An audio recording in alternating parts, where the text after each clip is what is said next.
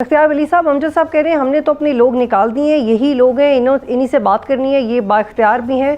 अब आपकी तरफ से इंतज़ार हो रहा है कि आप उनको कितना संजीदा लेंगे। और आपने जमात इस्लामी को तो मीनार पाकिस्तान में जलसे की इजाज़त दे दी थी, लेकिन आपने टी टैप की लीडरशिप के लिए बंद कर दिया। फिर आप कह रहे हैं कि हम तो इन्हें फूल पहनाना चाह रहे थे पहले PTI को।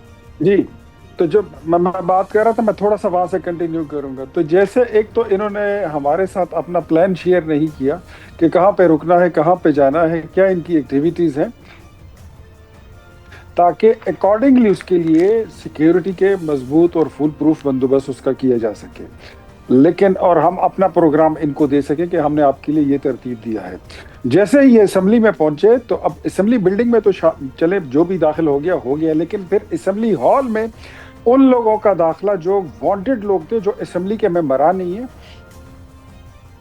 ये आपको भी पता है, पूरी दुनिया को पता है कि जो बंदा असेंबली का मेंबर नहीं होता वो असेंबली हॉल में अंदर नहीं जा सकता और उसको जाना भी नहीं चाहिए। अब नॉन लिस्टेड लोगों को जब ये अंदर ले जा रहे थे, उनको रोका गया तो वहां से गाली शुरू हो गई और जो जितना कुछ था वो सारा कुछ फिर आपके सामने है। फिर ये हालात हो गए। सब्सक्राइब करें और बेल दबाएं ताकि कोई खबर रह न जाए।